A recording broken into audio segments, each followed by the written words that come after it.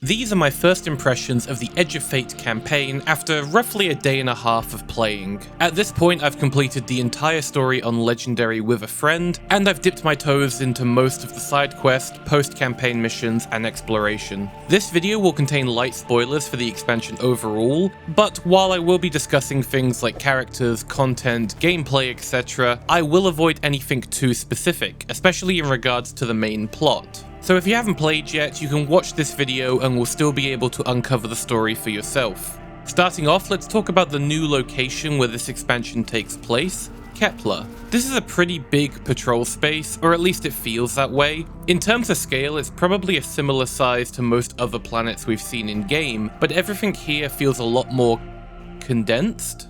Whereas on other planets, there's lots of wasted space for driving sparrows, or areas that you'd visit for a story mission and then never again. But the spaces on Kepler feel not only fun to traverse and explore, but also like I'm constantly coming back for different activities, side missions, or secrets. And this planet is absolutely beautiful too. That shouldn't be a surprise considering how good Bungie have always been at nailing skyboxes and environments, but considering a lot of this campaign takes place in caves or facilities, I'm surprised by how many times I would just stop and stare at the environment in awe. The Aeonians on Kepler also just help the environment and the world to feel alive in a way that populated areas in Destiny's past haven't really managed. People have already been drawing the comparison to Lightfall, and it does feel like Edge of Fate has taken a lot of the criticism aimed towards expansions like that, and figured out ways to improve on it in a way I think has worked. Kepler also grants access to a few unique abilities for exploration and traversal, which unlock and upgrade over the course of the campaign. They're fine. I think they are used in a pretty basic way too often, which can lead them to feel a bit repetitive. And that's not to say that these abilities aren't used in fun or interesting ways. It is fun to combine Matter Spark fluidly into combat when switching it on and off, and there are some engaging puzzles involving Mattermorph and the Relocator that are both fun and satisfying to solve. I just wish Bungie had spread out these abilities a little more, just so they don't feel so repetitive. Also, I personally find Mattermorph in general to be quite annoying, especially in the post-campaign, and that's mainly because it overwrites your melee ability for a short time once you pick it up. This can discourage you from using melee-focused builds, which is especially frustrating when the new Titan and Hunter exotics are designed for exactly that. Like, I want to play with my new cool toy, but then I have to keep picking up Mattermorph to progress through the area, and it completely ruins me from trying my cool new toy. Overall, it's not the worst thing ever. It only lasts for 40 seconds, and I can often ask my teammate to pick up Mattermorph instead. But when it feels like my options are being limited by these abilities, it only makes me less interested in using them in the content provided. Speaking of content, there's honestly a lot more here than I was expecting. This is a big campaign. 14 missions total, which is almost double what we're used to. My first playthrough was around 10 to 11 hours, and that's only with a couple side missions completed as we went through. This is one you are going to want to take your time with because it's a long journey and there's a lot to unpack and explore. That said, the missions themselves are fine. I need to make it clear that I like the campaign and I enjoyed my time with it, but I don't think any one mission hit the same heights as campaigns like Witch Queen or Final Shape, which, you know, it's fair, it's a pretty high bar to hit. At best, these missions are pretty fun, and at worst, they're just kind of forgettable. To an extent, I would have preferred a shorter campaign with more interesting missions, but I know a lot of the Destiny community were more interested in the amount of content, which I think this delivers on. Especially with some of these missions being designed in a very similar way to Strikes, which does encourage replaying at higher difficulties for more loot. And I think my biggest problem with the campaign is the difficulty. Even on Legendary, there wasn't really any point where I felt challenged in the same way that the last 3 campaigns have done so, which might have been the biggest contributor to why the missions didn't excite me as much. Maybe some people will find that appealing, but personally, I think it led to a lot of the missions kind of melding together. Which box is larger? Behind the couch. Tired of the monotony of Earth? Want to go somewhere more exciting than the terraformed landscapes of a planetoid or the depths of an alien god's mindscape? Visit Kepler today. See beautiful vistas. Meet the locals. search abandoned scientific facilities, and explore caves infested with the goop. It's all here waiting for you. For a chance to win a free ticket to this incredible location, comment your favorite exotic weapon below for the chance to win one standard edition code on a platform of your choice.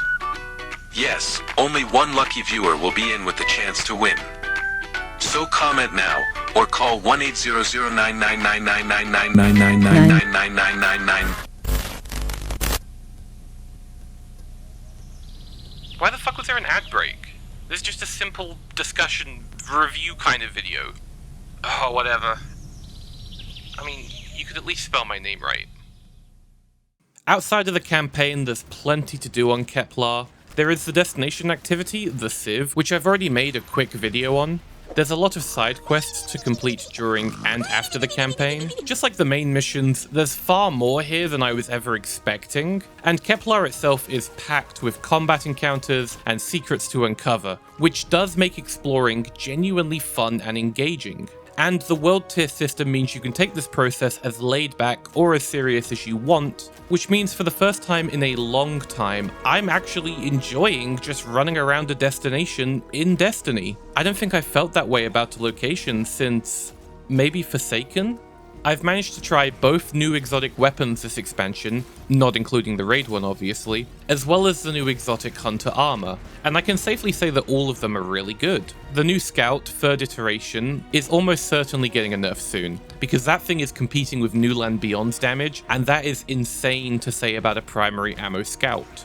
But it is fun to mess around with for now, so go crazy while you can. The new hand cannon, Graviton Spike, is also a lot of fun. It's become a new favourite for me already, and taking a look at some of the catalysts, I am very excited to upgrade this gun further.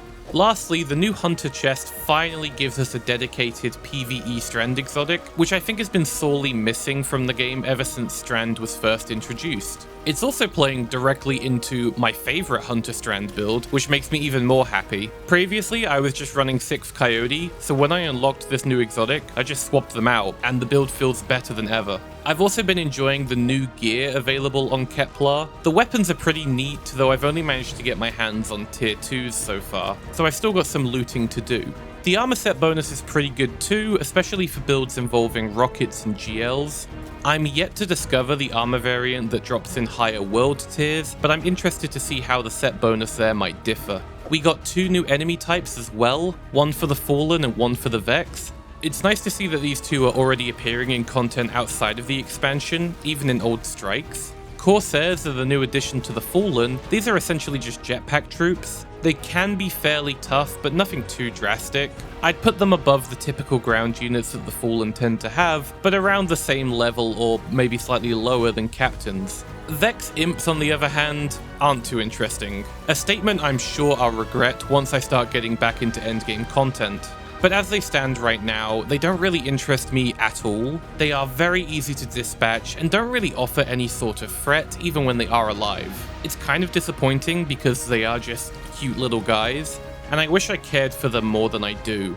The last thing I want to talk about is the story and writing for the expansion overall. Like I said at the start, I'll do my best to avoid major spoilers.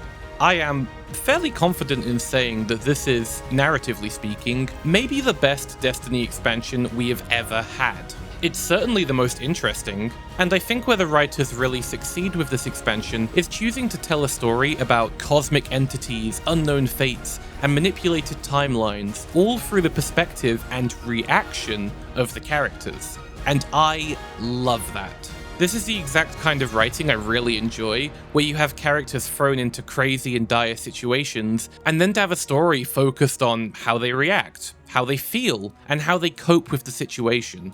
It's incredible, and I can safely say I enjoyed all 4 main characters. Lodi is especially refreshing for the Destiny series because he's written and portrayed with such sincerity. Through every delivery, every funny moment, and even in some cases, every subtle movement, Lodi feels like a real person in a way that media, especially silly FPS action games, can so rarely capture. He's someone that's just trying to survive and cope with the situation he's found himself in, despite being in way over his head. And it's that trait, to take everything he sees and hears at face value and try his best to roll with it, that makes him such an endearing and wonderful character to interact with. Genuinely the highlight of the expansion. Please, send me your Lodi fancams.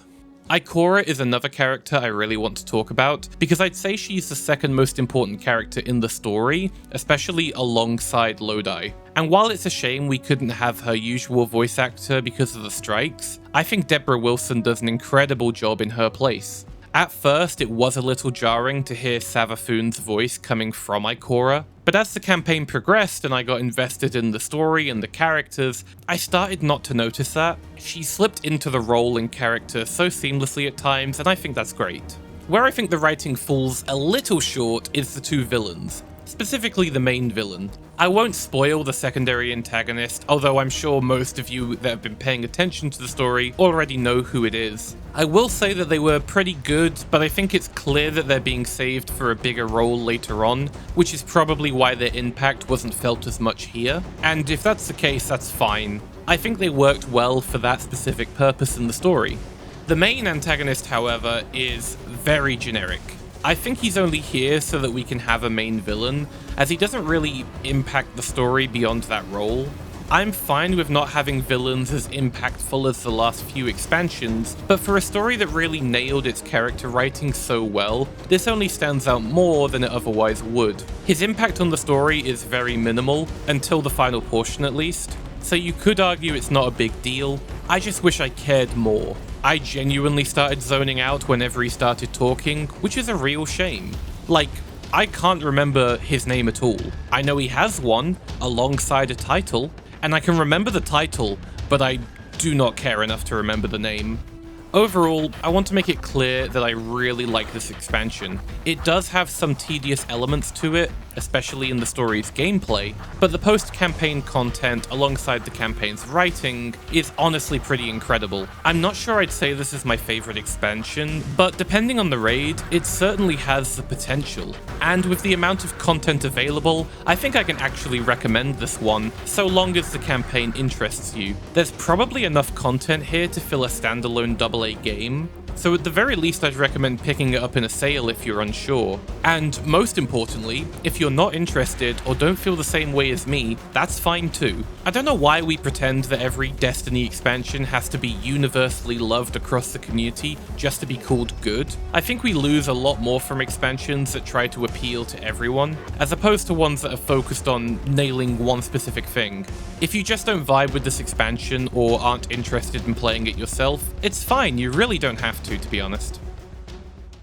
So, fantastic story, incredible writing, slightly repetitive gameplay, but a large amount of content.